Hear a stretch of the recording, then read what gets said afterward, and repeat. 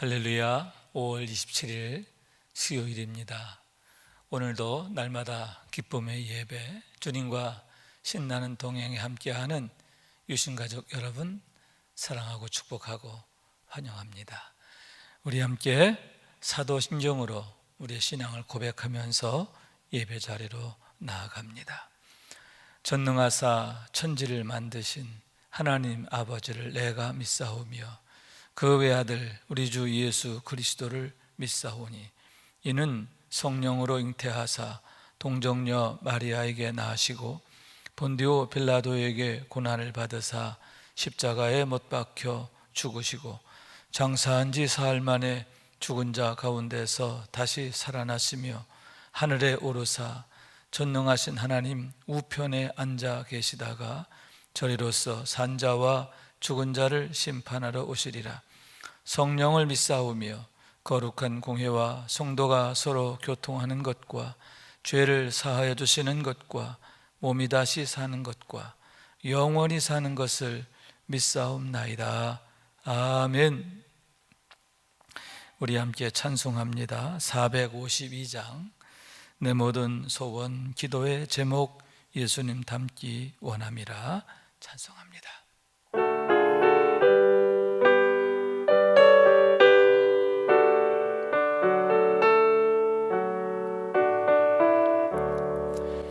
내 모든 소원 기도의 제목 예수님 닮기 원함이라. 예수님 영상 나 있기 위해 세상에 벗기 전에 예수님 닮기 내가 원하네. 날 원하신 예수님을 내 마음속에 지금 거둬사 주님의 형상 인치소서. 무한한 사랑 풍성한 은을 슬픈 자 위로 하시는 주 길 잃은 죄인 부르는 예수 그 영상 닮게 하옵소서. 예수님 닮기 내가 원하네. 날 원하신 예수님을 내 마음속에 지금 거둬사 주님의 형상 인치소서. 겸손한 예수 거룩한 주님 존수의 멸시 참으시사 우리를 위해 고난을 받은 구주를 닮게 하옵소서. 예수님 닮기 내가 원하네. 날 원하신 예수님을 내 마음속에 지금 거둬사 주님의 형상 인치소서. 아멘. 이 시간 오늘의 기도 한 목소리로 드리겠습니다. 참 사랑의 주님, 오늘도 새로운 하루를 주시고 주님의 선하심과 인자하심과 능하심으로 인도하시고 보호하심에 감사드립니다. 자기 눈동자같이 사랑하시고 보게 되게 하심을 감사드립니다. 질그릇같이 연약합니다. 그래서 늘 흔들리고 답답한 일을 당하고 깨어질 때도 있습니다. 그러나 능력이신 주님으로 인하여 인내하며 승리하게 됨을 인하여 주님께 영광 돌립니다. 가정을 생각하고 자녀들과 일터를 생각하며 주님께 간구합니다. 교회와 나라와 민족을 위해서 간구합니다. 늘 단비와 같은 은혜를 부어주셔서 날로 새롭게 하시고 소송케 하옵소서. 다윗처럼 오늘도 주님을 내 앞에 모시고 예배합니다. 우리의 우편에 계시며 우리 주님의 도우심으로 오늘도 주님과 신나는 동행이 되게 하옵소서. 주님 사랑합니다. 우리의 선한 목자 되시는 주님의 이름으로 기도드립니다. 아멘. 오늘 우리에게 주시는 하나님의 말씀입니다. 신명기 24장 14절에서 22절 말씀입니다. 제가 받들어 읽겠습니다. 곤궁하고 비난한 품꾼은 너희 형제든지 내 땅 성문 안에 우고하는 객이든지 그를 학대하지 말며 그 품삯을 당일에 주고 해진 후까지 미루지 말라. 이는 그가 가난함으로 그 품삯을 간절히 바람이라. 그가 너를 여호와께 호소하지 않게 하라. 그렇지 않으면 그것이 내게 죄가 될 것임이라. 아버지는 그 자식들로 말미암아 죽임을 당하지 않을 것이요 자식들은 그 아버지로 말미암아 죽임을 당하지 않을 것이니 각 사람은 자기 죄로 말미암아 죽임을 당할 것이니라. 너는 객이나 고아의 송사를 억울하게 하지 말며 과부의 옷을 저당 잡지 말라.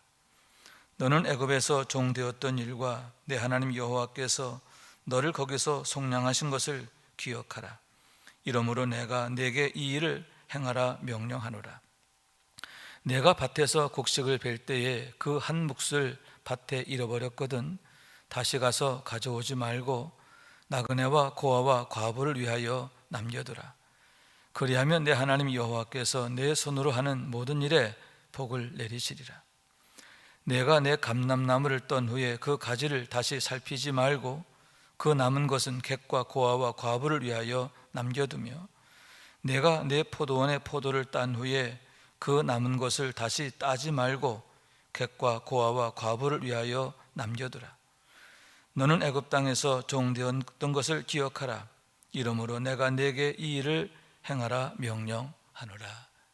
아멘. 이는 하나님의 말씀입니다. 할렐루야. 오늘도 말씀을 통해 주시는 주님의 은혜와 사랑과 축복이 여러분 가운데 충만하시기를 원합니다.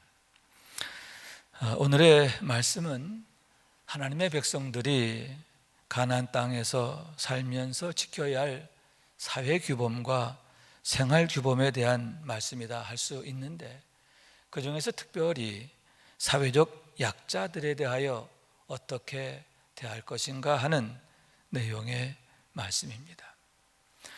먼저 14절과 15절에 보면 곤궁하고 비난한 품꾼에 대하여 싹쓸 그날 당일에 주라 이렇게 말씀하고 있음을 보게 됩니다. 여기서 품꾼이라고 했는데 그 말은 일용직 근로자를 의미한다라고 할 수가 있는 거죠.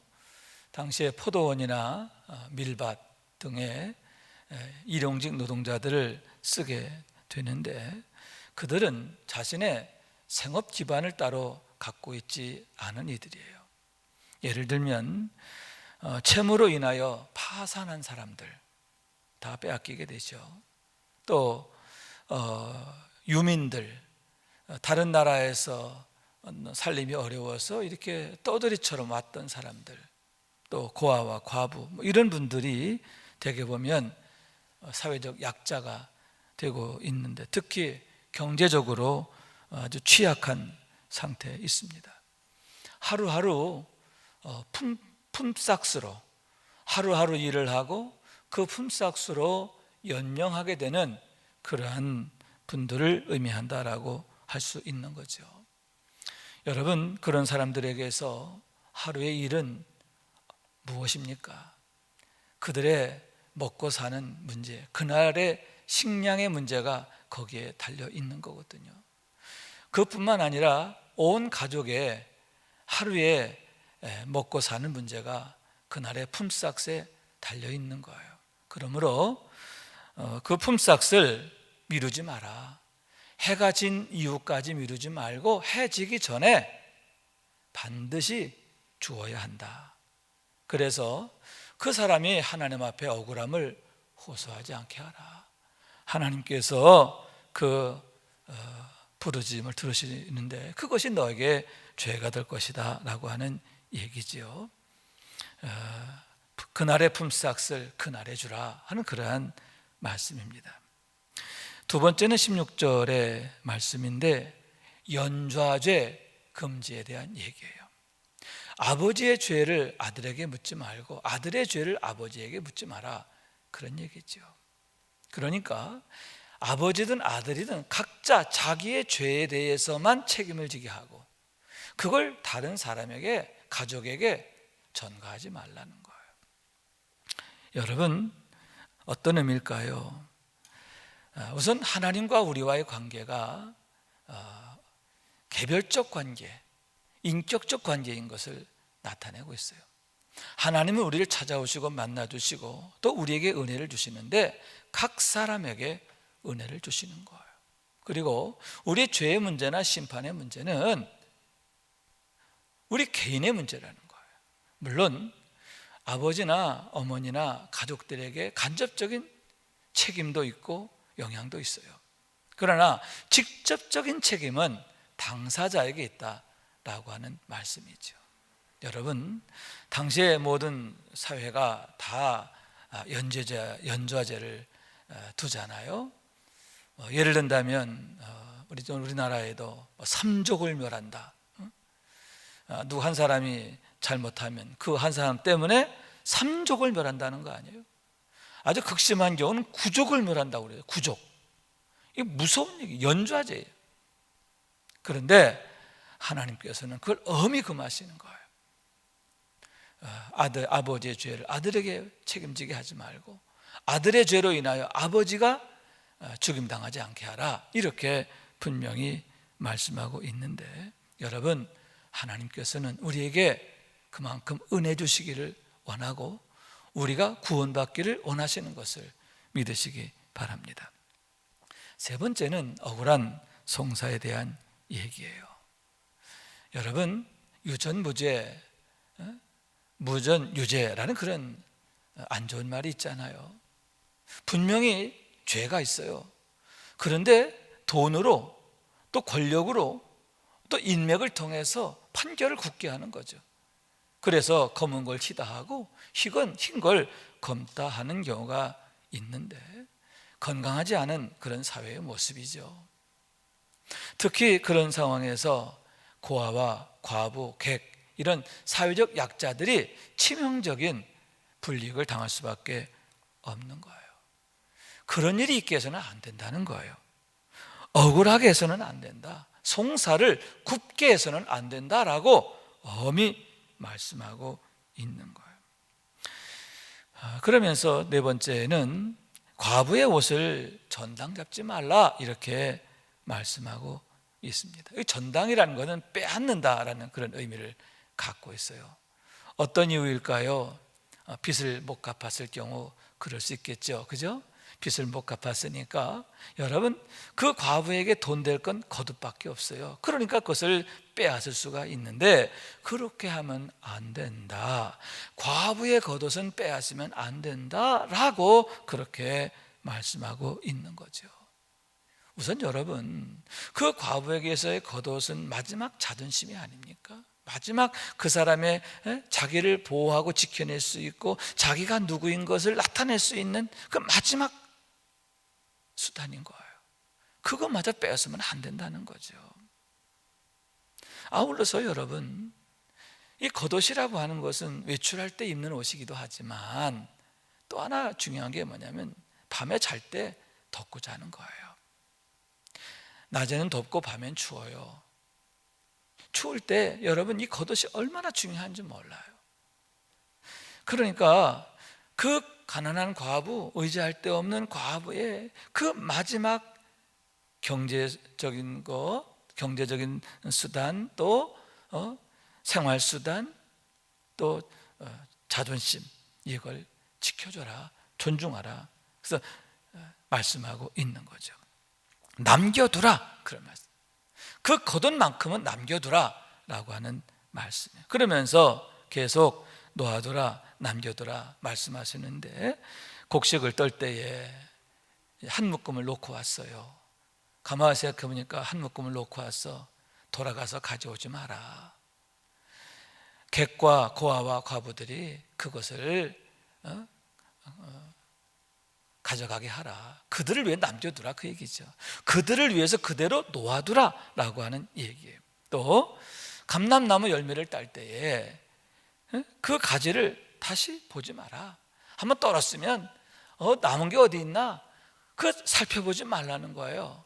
그 남은 것은 놓아둬라. 누구를 위해서? 객과 고아와 과부를 위해서.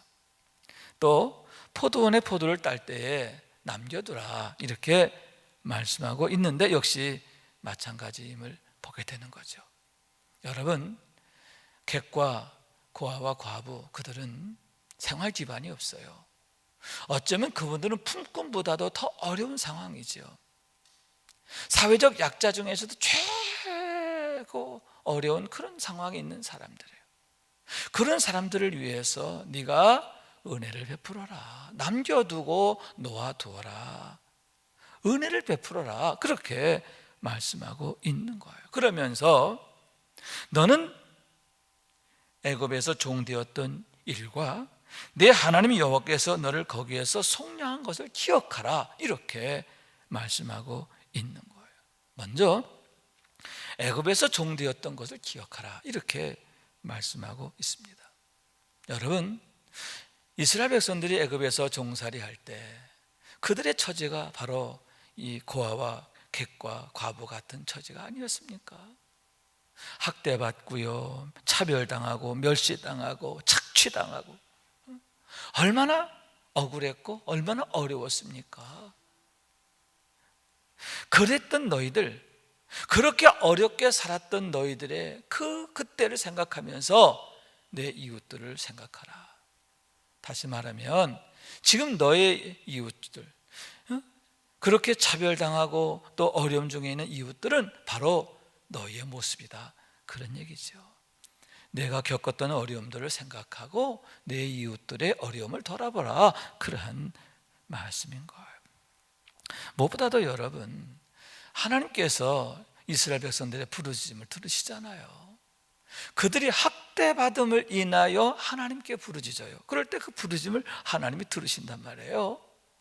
너희가 혹여 그들을 학대하고 또 그들에게 무책임함으로 해서, 그들을 돌아보지 않음으로 해서, 그들이 억울한 일을 당함으로 해서 하나님 앞에 부르짖으면 그것이 너에게 죄가 됐다.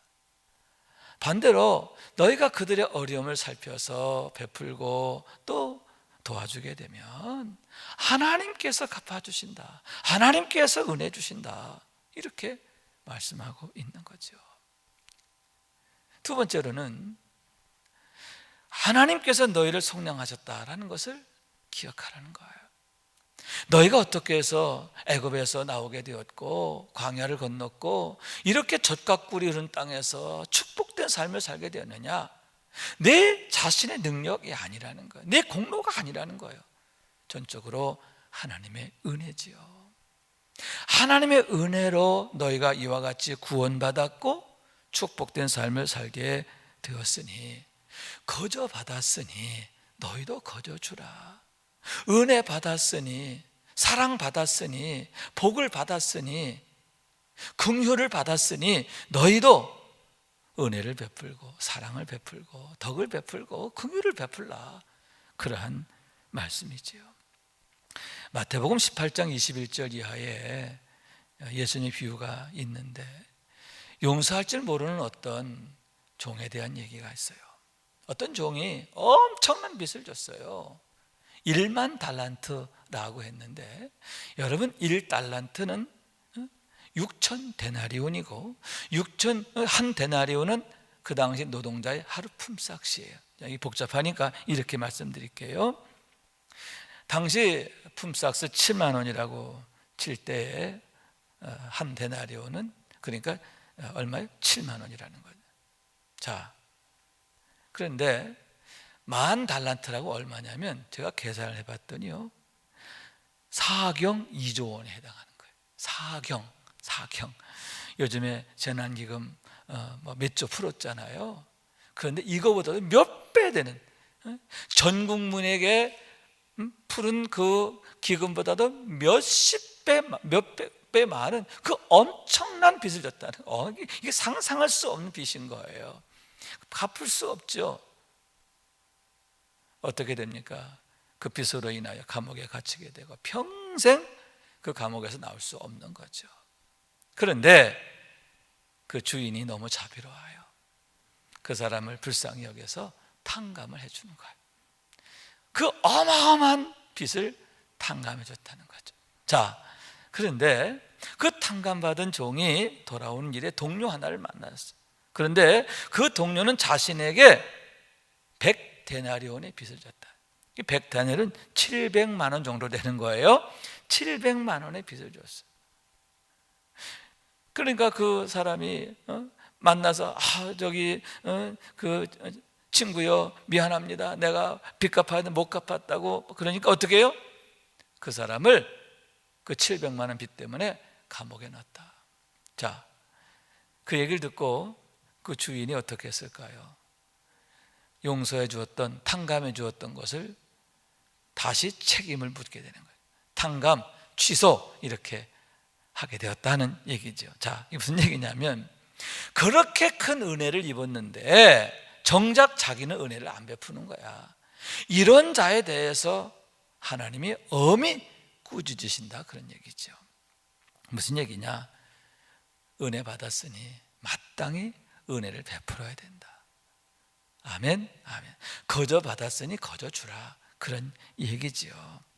여러분, 우리가 은혜 받았으니 또 사랑 받았으니 축복 받았으니 우리도 늘 은혜를 베풀고 사랑을 베풀고 또 복을 베풀게 되기를 원합니다.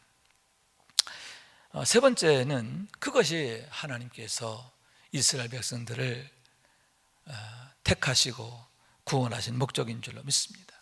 여러분, 하나님께서 아브라함에게 오셔서 주신 약속이 뭐예요? 내가 너에게 복을 줘 내 이름을 창대하게 하겠다. 그러면 왜 그와 같이 복을 주시느냐? 너로 복이 되게 하리라. 너로 인하여 천하 만민이 복을 받게 하겠다, 그 얘기 아니에요. 다시 말하면 천하 만민에게 복이 되게 하시려고 아브라함을 택하셨고 그에게 복을 주셨음을 보는 거죠. 여러분, 이스라엘 백성들을 택하신 목적도 마찬가지예요. 내가 너희를 제사장 나라가 되게 하리라. 제사장의 의미가 뭐냐? 다리를 놓는 사람, 하나님과 이 세상의 다리가 되는 사람, 그게 제사장. 여러분, 이스라엘 백성들로 하여금 하나님과 세상의 축복의 다리가 되게 하려고, 생명의 다리가 되게 하시려고, 은혜의 다리가 되게 하시려고 그와 같이 그들을 구원하셨고 언약하셨고 그들을 제사장 민족으로 삼으셨다라고 하는 거예요. 여러분, 하나님께서 왜 우리에게 건강을 주셨고 총명을 주셨고 재물을 주셨고 좋은 환경을 주셨는가? 좋은 부모님 만나게 하셨는가? 좋은 가정에서 자라게 하셨는가? 그것으로 인하여 내가 더 높아지고 더 위대해지고 나를 위해서가 아니라는 거예요. 하나님께서 당신을 그렇게 높아지게 하고 위대하게 하셨다고 한다면 그 모든 걸 통해서 내 곁에 있는 약한 자들을 보듬고 섬기라는 하나님의 뜻이 계시다는 거죠. 우리의 건강으로, 총명으로, 재물로, 또 좋은 환경으로 여러분, 우리가 복이 될 수 있다고 한다면 얼마나 좋을까 하는 얘기인 거예요. 요한복음 15장 2절에서 이렇게 말씀합니다. 무릇 열매를 맺는 가지는 더 열매를 맺게 하려 하여 그것을 깨끗게 하시느니라. 열매를 잘 맺는 가지는 더 많은 열매를 맺도록 주인께서, 농부께서 깨끗게 하신다는 거예요. 깨끗게 한다는 것이 뭘까요? 지켜주신다는 거예요. 악한 것들이, 병충해가 침범하지 못하도록 지켜주시는 거예요. 도와주시는 거예요. 가지가 땅에 떨어지면 가지를 올려주고요, 열매를 잘 맺도록, 그리고 열매들이 햇빛을 잘 받도록 돌봐주는 거예요. 도와주는 거예요. 뿐만 아니라 여러분 감을 때는 물을 공급해주고 거름도 내주고 열매를 잘 맺도록 은혜를 주신다, 능력을 주신다, 그런 얘기예요. 아멘. 지켜주신다, 도와주신다, 능력을 주신다. 아멘. 깨끗게 하신다는 그런 뜻이죠. 더욱 여러분이 축복된 일을 하도록, 더 하나님의 선한 일에 귀하게 쓰여지도록 은혜와 복을 더하실 줄로 믿습니다. 여러분 가정이, 여러분 자녀들이, 또 우리 교회가 그렇게 쓰여지기를 원합니다. 하나님 앞에서 엘림과 같이 세워지게 되기를 원합니다. 이런 축복의 비전을 가지고 거룩한 욕심을 갖고 기도했으면 좋겠어요. 하나님, 내가 하나님 앞에서 위대하게 되기를 원합니다. 그래서 하나님의 눈물을 닦아드리고 하나님 기뻐하시는 일을 위해서 더욱 충성할 수 있도록 도와주옵소서. 이렇게 기도하면서 더욱 하나님 앞에 충성하는, 그래서 이 세상에 선물이 되고 축복이 되고 기쁨이 되는 우리 모두가 될 수 있기를 주님의 이름으로 축원합니다. 기도하겠습니다. 자비하신 하나님, 감사합니다. 아브라함을 택하여 부르시고 복을 주셨습니다. 만인에게 복이 되게 하시기 위함인 줄로 믿습니다. 이스라엘을 택하여 부르시고 제사장 민족 되게 하셨습니다. 그들로 하여금 만인의 축복의 다리가 되게 하시기 위함인 줄로 믿습니다. 또한 저희들을 이렇게 택하여 부르셨습니다. 자녀 삼으시고 은혜 주시고 능력 주시고 복을 주시고 성령으로 함께 하시니 감사합니다. 하나님 앞에서 더욱 아름답고 위대하게 세워져 가게 하시고, 그래서 더욱 하나님의 선한 일에 충성되게 하여 주옵소서. 세상에 빛이 되게 하시고 소금 되게 하시고 생명의 향기가 되게 하여 주시고, 이 모든 걸 통해서 하나님께 영광 되게 하옵소서. 이제는 우리의 구세주가 되시며 대속자가 되시는 예수 그리스도의 구속의 은혜와 아버지 하나님의 사랑과 성령님의 교통하시는 은총이 날마다 기쁨의 예배, 주님과 신나는 동행을 통해서 경건의 일과를 세우고 성령 충만하고 성도의 영화 누리는 삶이 되기 원하는 주의 모든 권속들 위에 영원토록 함께 하시기를 간절히 축원하옵나이다. 아멘. 사랑하는 여러분, 축복하고 사랑합니다.